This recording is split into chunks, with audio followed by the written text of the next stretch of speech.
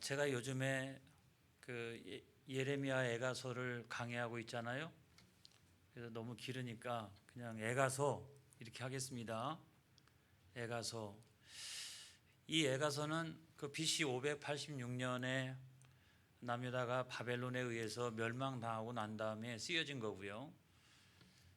또 예레미야라고 하는 아주 걸출한 눈물의 선지자가 멸망의 폐허 위에서 슬픈 노래를 불렀던 것에 기인합니다. 이 나라가 그렇게 되어지지 않기를 축복합니다. 우리 교회가 그렇게 되어지지 않기를 축복합니다. 여러분의 가정이 그렇게 되어지지 않기를 축복합니다. 또 우리 사업장이 그렇게 되지 않기를 축복합니다. 저는 목사니까 이제 저의 모든 거의 유일한 관심이 교회잖아요. 교회를 어떻게 살릴 거냐, 또는 교회를 어떻게 세워갈 거냐, 이게 이제 저의 유일한 관심인데, 우리가 얼마 전까지만 해도 기독교인이 우리나라에서 한 1200만 명 정도가 됐어요. 근데 요즘에는 지난 2023년도 12월 말을 기준으로 해가지고 우리 기독교인이 어느 정도 되느냐, 771만 명. 몇 년 전까지만 해도 인구 대비 한 23%가 되었어요. 근데 요즘에는 한 15% 정도 되고, 전에는 그래도 우리나라 인구의 한 4분의 1은 기독교인이다, 그렇게 얘기했는데 요즘에는 한 6분의 1 정도 되는 것 같습니다.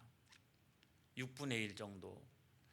근데 한 6분의 1 정도 되는데 그 가운데서 나는 예수를 믿지만 교회는 안 나가, 나는 아무튼 뭐 이유가 있어, 이러면서 교회는 안 나가는 자기 나름대로 자칭 기독교인이라고 하는 사람이 가나안 교인인데, 이 가나안 교인의 숫자가 어느 정도 되느냐, 그 가운데서 771만 명 가운데서 가나안 교인이 226만 명이에요.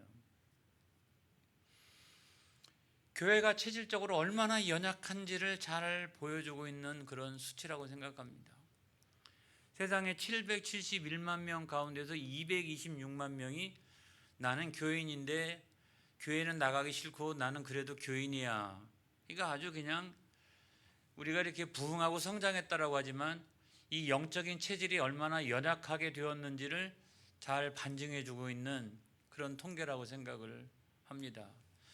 그래서 가나안 교인을 딱 뺐더니 그러면 실제적으로 교회를 나오고 있는 교인은 얼마나 되느냐? 545만 명. 우리나라 인구가 한 5,100만 명이라고 친다면 한 10%가 조금 넘는 숫자가 실질적으로는 교인이라고 볼 수가 있다는 거죠. 기가 막히죠, 그렇죠? 4분의 1이 아닙니다, 여러분. 지금은 한 실질적으로 말하면 한 10분의 1 정도 되는 거고, 더 심각한 위기는 뭐냐면 이 영유아부, 어린이부, 학생부, 청년부에 나오는 우리 다음 세대의 숫자가 인구 대비 동일한 청년들, 학생들, 어린이들, 영유아들 대비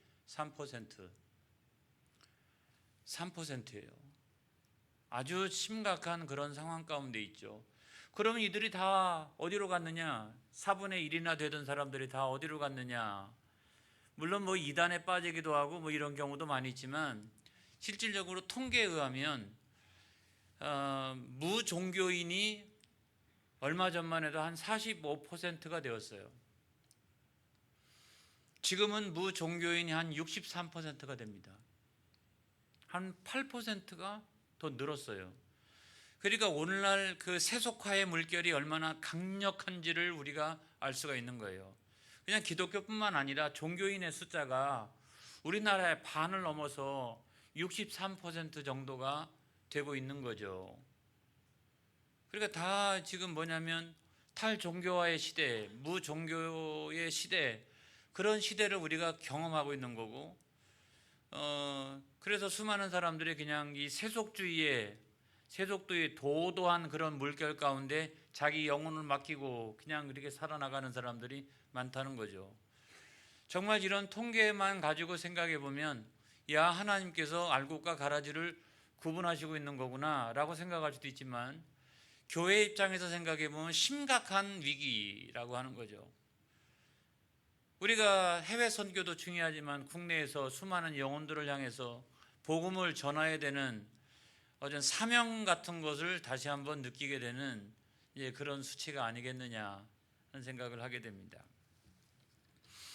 오늘은 뭐 그런 이야기를 하는 날은 아니니까 남유다의 멸망에 대해서 하는 이야기하는 날이니까 제가 그 남유다의 멸망의 현상에 대해서 좀 설명을 좀 더 하려고 합니다. 제가 한 달 어간은 계속해서 남유다의 멸망이 현상적으로 어떻게 나타났냐 하는 것을 너무나 많이 설명을 했어요. 오늘도 제가 똑같은 얘기를 하게 되면 여러분들이 지겨울 것 같아서 반복되는 거 싹 빼고, 마침 오늘 성경 말씀해 보니까 대부분 반복되는 것이 딱 빠져 있더라고요.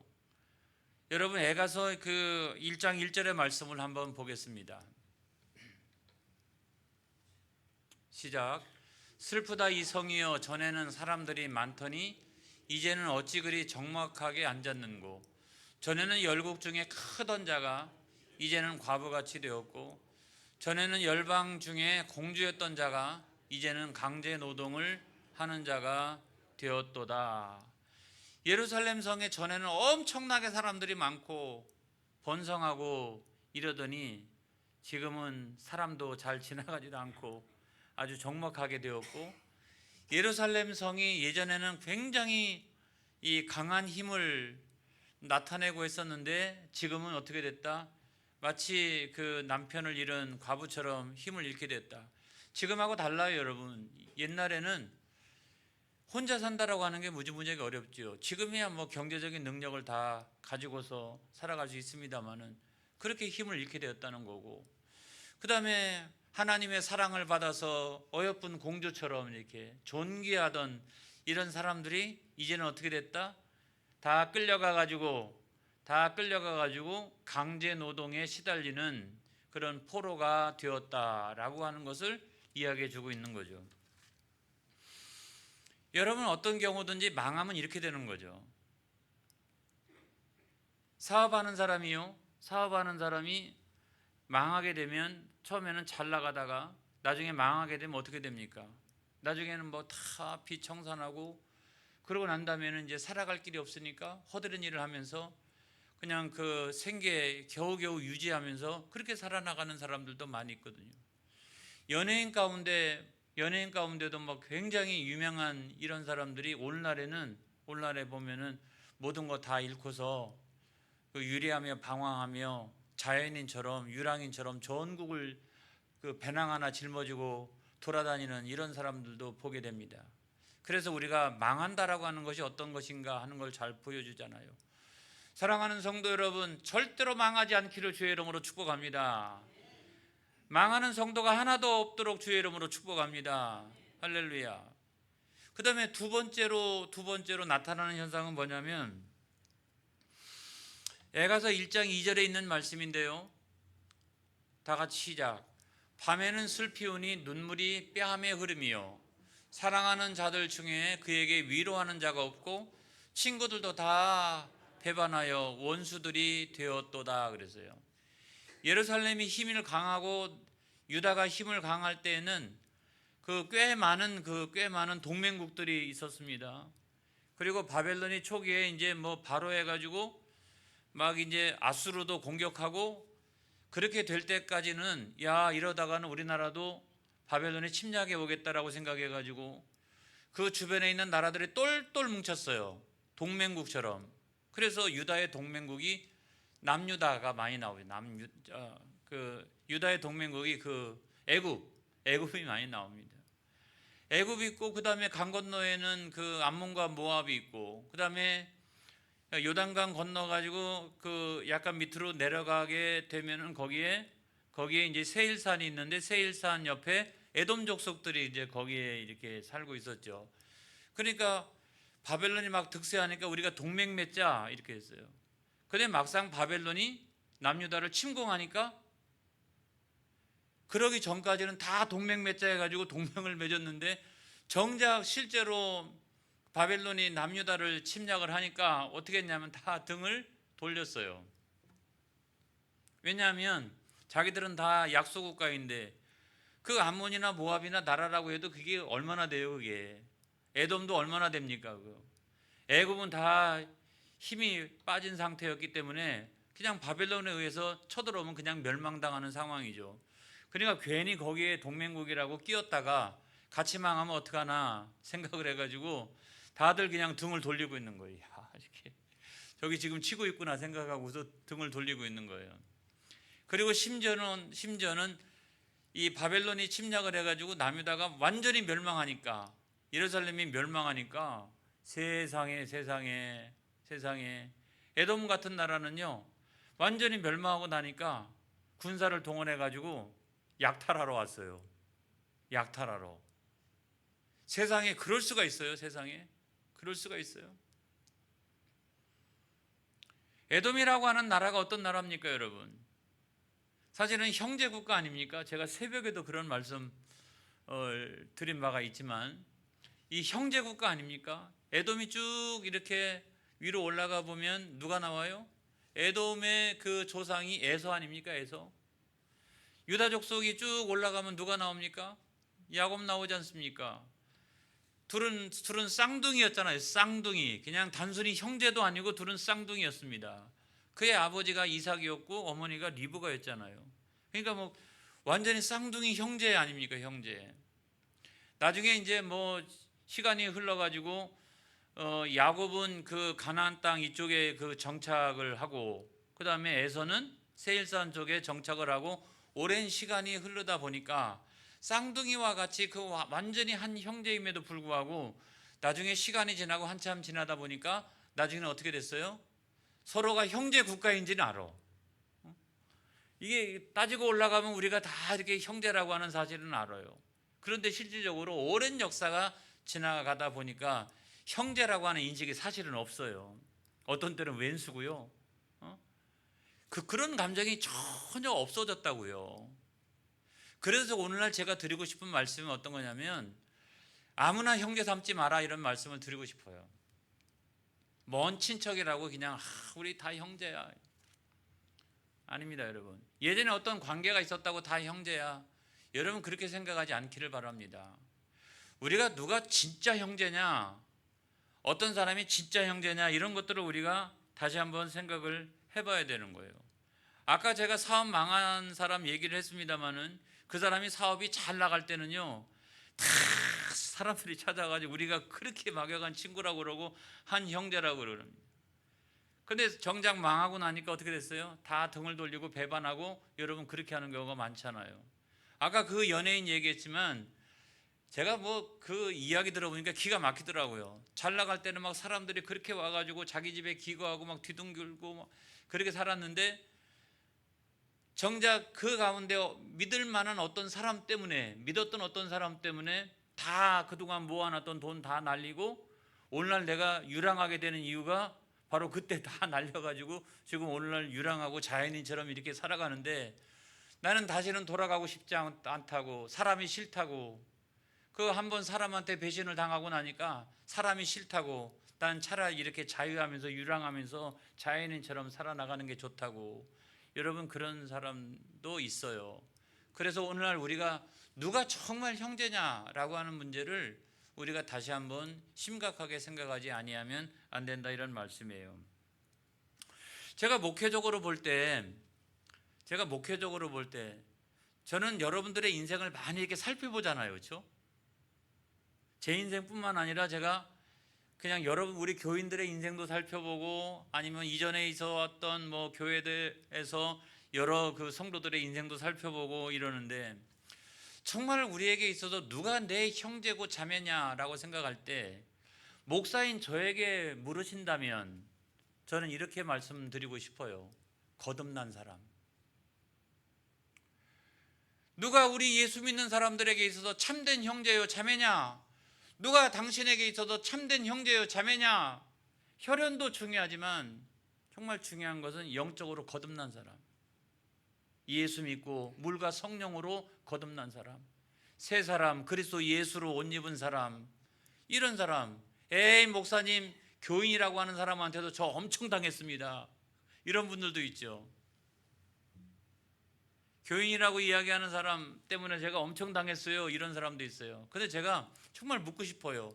교인이라고 하는 것보다 훨씬 더 중요한 것은 그 사람이 어느 교회 교인이냐, 또는 뭐 어느 교회 집사냐, 권사냐, 장로냐, 목사냐라고 하는 것보다 훨씬 더 중요한 것은 뭐냐면 그 사람이 과연 진짜로 거듭난 사람이냐라고 하는 것이 중요한 거예요. 예수 믿고 제사함 받고 하나님의 사람으로 거듭난 사람이냐. 여러분, 진짜로 거듭난 사람이라고 하면 그 사람한테 조금 당해도 돼요. 왜냐하면 그 사람한테 돌려받도록 되어져 있어요. 그 사람한테 돌려받도록 되어 있어요. 거듭난 사람이 힘들고 어려우면 그렇게 됐을까요? 그렇지만 하나님은 그건 다 보시고 있기 때문에 다 그거는 돌려받도록 되어져 있는 거예요. 중요한 것은 여러분, 중요한 것은 바로 이런 거라는 거예요. 혈연적 관계만을 가지고 여러분 생각해서는 안 된다는 거예요.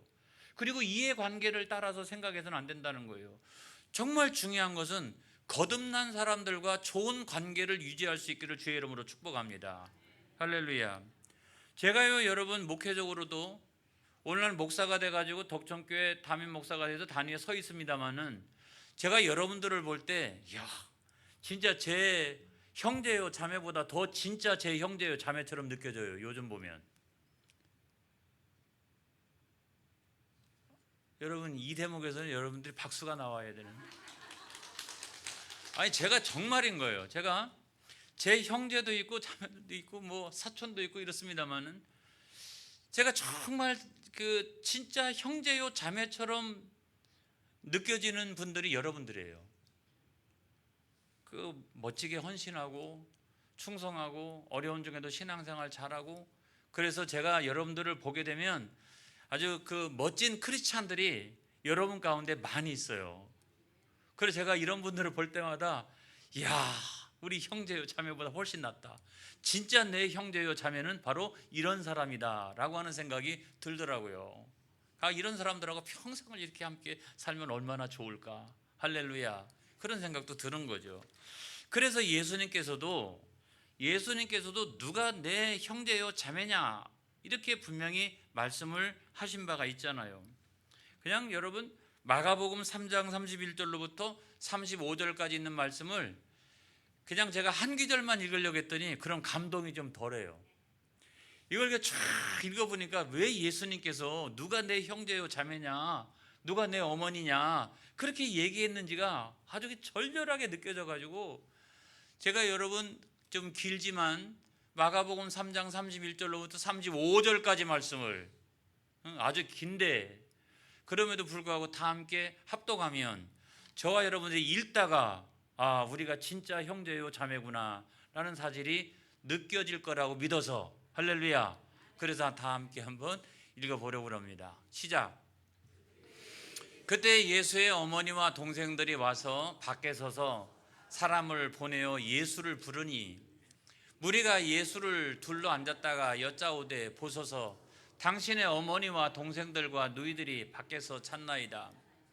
대답하시되 누가 내 어머니이며 동생들이냐 하시고 둘러 앉은 자들을 보시며 이르시되 내 어머니와 내 동생들을 보라. 누구든지 하나님의 뜻대로 행하는 자가 내 형제요 자매요 어머니이니라. 할렐루야. 이거를 한 문장으로 이렇게 바꿔놓으면 뭐예요? 누가 내 어머니요 누가 내 형제요 자매냐, 한마디로 얘기하면 거듭난 자가, 정말로 거듭난 자가, 할렐루야. 그냥 교인이라고 이런 게 아니라 정말로 거듭난 자가 내 형제요 자매요, 영적인 관계에서 나중에 천국 가서도 영원한 시간 동안 당신은 내 정말 형제요, 당신은 내 자매요, 당신은 내 어머니요, 당신은 내 아버지요 라고 이야기할 수 있는 사람은 정말 거듭난 사람이라는 거예요. 할렐루야. 예수 그리스도 안에서 거듭난 사람이야. 말로 우리가 영적인 관계에서 어떻게 우리가 다 거듭났으니 할렐루야 한 형제요 한 자매가 되어지는 줄로 믿습니다. 그래서 함부로 형제라고 말하지 마라. 아무나 형제 삼지 말아라. 이 말씀을 제가 드리는 이유가 거기 있는 거예요. 그러다가 그 사람 때문에 낙심하고 내 형제라고 믿었던, 내 가까운 친구라고 믿었던 그런 사람들 때문에 내가 낙심하고 절망하고 어떤 때는 같이 당신이 죄짓으니까 나도 같이 죄짓는 자리로 들어가기도 하고, 절대로 그런 인생 되면 안 된다. 절대로 그런 인생 되면 안 된다. 이런 말씀을 제가 드리는 거예요. 아무나 형제 삼지 말아라. 이런 말씀을 드리는 거예요. 그 다음에 세 번째로는 에가서 1장 4절에 있는 말씀에 보면 시작. 시온의 도로들이 슬퍼하며 절기를 지키려 나아가는 사람이 없음이로다. 모든 성문들이 적막하며 제사장들이 산식하며 처녀들이 근심하며 시온도 곤고를 받아도다. 잠깐만요. 이걸 이대로 더 보세요. 시온의 대로가 적막해진 거예요. 시온의 대로라고 하는 것은 하나님 앞에 나아가는 자리잖아요. 하나님 앞에 제사 드리러 나가는 게 이 성경적으로 보면 시온의 대로 아니겠습니까? 그 시온의 대로가 적막해요. 다니는 사람이 없어요. 다니는 사람이 거기를. 거기 다니는 사람이 없으니까 제사장들이 제사를 드릴 수가 있어요, 없어요? 제사장들이 제사 드리러 오는 사람이 없으니까 막 탄식하면서 이 큰일 났다 이러고, 처녀들이 근심하며 시온도 이렇게 하나님의 딸 시온도 곤고를 받았도다. 다시 말하면 뭡니까? 영적인 곤고함에 빠졌다는 거죠. 영적인 기갈에 빠지고 영적인 기근에 빠지고. 이것이 뭐냐면 이것이 멸망의 현상으로 나타나는 세 번째 현상이라는 거예요. 근데 오늘날도 가만히 우리가 생각해 보면, 제가 아까 수치를 얘기했지만 이런 상황으로 계속해서 앞으로 10년이 지난다? 그럼 어떤 현상이 올까요? 하나님 앞에 예배 드리러 가는 자가 주일만 되면은 그냥 막 묘지게 그렇게 올라가다가 앞으로는 점점점 적막해지기 시작하고, 목회자들이 이제 다 이제 교회마다 부흥하고 성장하면 좋지만 어떤 교회는 문을 닫아야 되는 교회도 있고, 그러니까 절망하고 탄식하고 이런 일이 발생하고, 온 나라와 사람들의 영혼 가운데 곤고함이 쫙, 영적 기근과 기갈이 막 이렇게 생기기 시작하면 그게 벌써 이미 영적으로는 멸망이 우리들 가운데 찾아오고 있는 거라는 거예요, 여러분. 이것이 오늘 그 유다의 멸망이, 제가 그동안 설명하지 않았던 내용들이 오늘 이 성경 말씀 가운데 여러분 있더라고요. 무엇이 이렇게 만들었을까? 무엇이 이렇게 만들었을까? 저는 그것이 단연코 죄라고 생각합니다. 무엇이 그렇게 만들었을까? 무엇이 우리 안에 들어와서 우리를 야금야금 갉아먹고 내 영혼을 갉아먹고 나를 멸망의 길을 향해서 끊임없이 나를 몰고 갈까? 무엇일까? 그것이 무엇일까? 돈일까? 명예일까? 그 어떤 것일까? 아닙니다. 나를 파멸로 인도해 가는 것, 나를 멸망으로 인도해 가는 것은 뭐냐면, 나도 모르는 사이에 들어왔던 이 죄가 끊임없이 내 안에서 번성해 가며 나를 멸망의 길로 인도해 가는 거예요. 여러분, 유다가 처음부터 이렇게 된 나라였습니까? 아니잖아요, 여러분. 아니잖아요. 그래서 에가서 1장 5절에 있는 말씀에 보면 시작. 그의 대적들이 머리가 되고 그의 원수들이 형통함은 그의 죄가 많음으로 여호와께서 그를 곤고하게 하셨음이라. 어린 자녀들이 대적에게 사로잡혔도다. 자, 이와 같은 멸망의 상황이 만들어진 것은 저 성경 말씀의 핵심이 어디가 있습니까? 그가 죄가 많음으로. 죄가 워낙 가득하니까, 죄가 관영하니까, 죄가 너무너무나 많으니까 여러분, 그와 같은 일이 발생하게 되었다는 거죠. 여러분, 제가 지난번에도 한번 말씀을 드렸습니다마는 하나님은 유다를 사랑하셨어요. 다윗과의 언약이 있어가지고 할 수만 있으면 저 북이스라엘 멸망당해도 적어도 140년 동안 하나님 참으셨던 것은 이 남유다를 특별히 하나님 사랑하셨기 때문입니다, 여러분.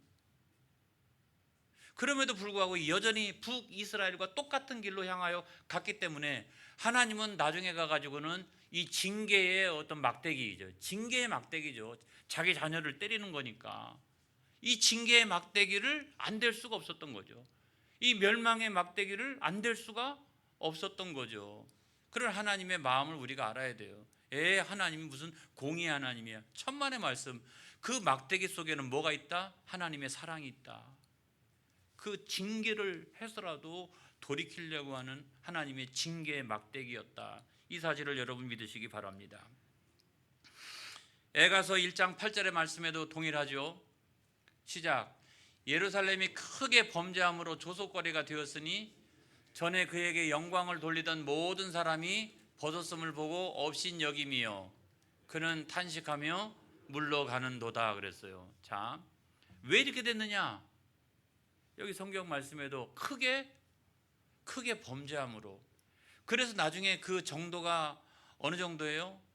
사람들이 조롱거리가 되는 것은 다시 말하면 하나님의 영광을 가리는 일입니다. 성도가 세상에서 조롱거리가 되잖아요. 그 하나님의 영광을 가리는 거예요. 그거 조심해야 될 일입니다, 여러분. 하나님의 영광 가리는 일은 정말로 조심해야 되는 일이에요. 얼마나 무시무시한 일인지 우리가 알 수가 없어요. 그래서 예루살렘이 크게 범죄함으로 어떻게 자기들의 영광만이 아니라 하나님의 영광을 가리게 된 거예요. 그러니까 하나님이 징계의 막대기를 안 둘 수가 없었다라고 하는 사실을 믿으시기 바랍니다. 여러분, 그래서 우리는요, 죄에 민감해야 돼요. 새해가 됐잖아요. 제가 오늘 오죽하면요, 설교의 제목이 죄예요. 그냥 죄, 뭐 이렇게 이런 것도 아니고 그냥 죄예요. 그래서 새해는 우리가 어떤 결단을 해야 되느냐, 죄에 대해서 굉장히 민감해야 된다.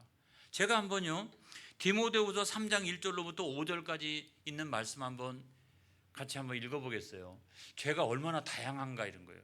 아, 나는 그런 걸 죄라고 생각 안 했는데 라고 생각하는 것도 죄에 해당하는 부분들이 굉장히 많이 있다는 거죠. 1절로부터 5절까지의 말씀을 읽다가 보면 은연중에 내가 이렇게 민감하게 생각하지 않고 내가 나 스스로를 성찰하지 않았던 부분들이 나타나는 것도 있어요. 다 같이 한번 읽어보겠습니다. 시작. 너는 이것을 알라. 말세에 고통하는 때가 이르러 사람들이 자기를 사랑하며 돈을 사랑하며 자랑하며 교만하며 비방하며 부모를 거역하며 감사하지 아니하며 거룩하지 아니하며 무정하며 원통함을 풀지 아니하며 모함하며 절제하지 못하며 사나우며 선한 것을 좋아하지 아니하며 배신하며 조급하며 자만하며 쾌락을 사랑하기를 하나님 사랑하는 것보다 더하며 경건의 모양은 있으나 경건의 능력은 부인하니 이 같은 자들에게서 내가 돌아서라. 그래요. 여러분은 왜 우리가 돌아서야 될까요? 아까 언급했던 그 모든 것들이 다 죄라고 하는 거예요. 여러분, 자기를 사랑하는 것도, 자기를 너무 절대화하는 것도, 이것도 잘못된 거예요.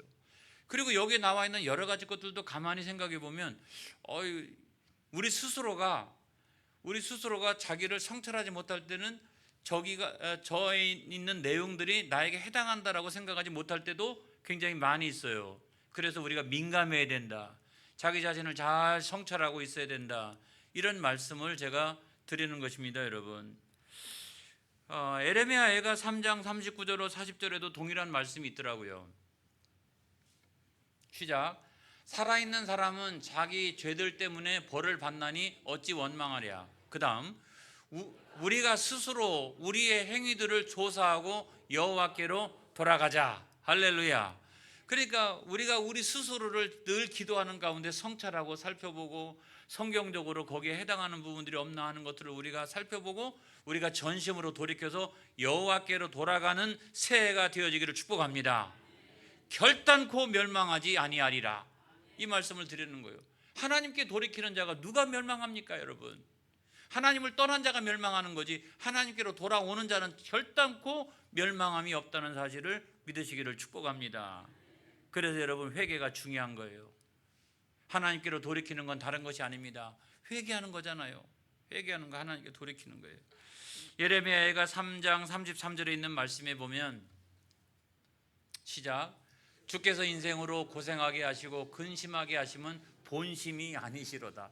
저는 이 말씀 읽고서 참 감사했어요.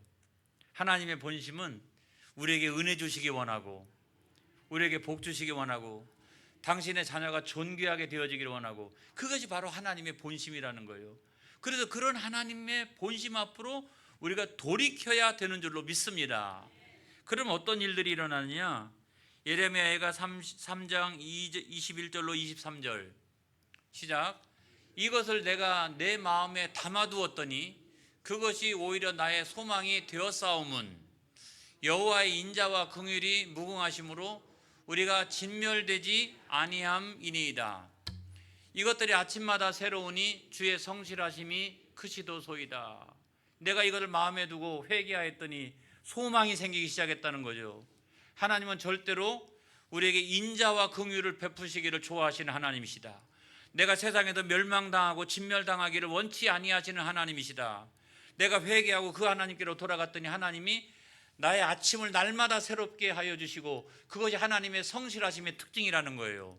할렐루야. 하나님이 매일같이 내 삶을 어떻게 회복시켜 가시는 거예요. 그러니까 여러분은 어떻게 죄에 민감하고 회개하고 하나님께로 돌이키고 그런 삶을 살아나가다 보면 절대로 그 사람은 인생이 멸망당하지 않는다. 아침마다 새로워지게 될 것이다. 내일 아침이 새로워질 거예요. 그 다음날 아침은 더 놀라운 일이 생기고 그 다음날 아침은 더 기가 막힌 일이 생기고 자꾸만 여러분 그렇게 될 거예요. 중요한 것은 내 영혼이라는 겁니다. 여러분, 중요한 건 내 영혼이다. 마지막으로 요한일서 1장 9절에 있는 말씀만 읽고서 마치려고 합니다. 시작. 만일 우리가 죄를 자백하면 그는 미쁘시고 의로우사 우리 죄를 사하시며 우리를 모든 불의에서 깨끗하게 하실 것이요.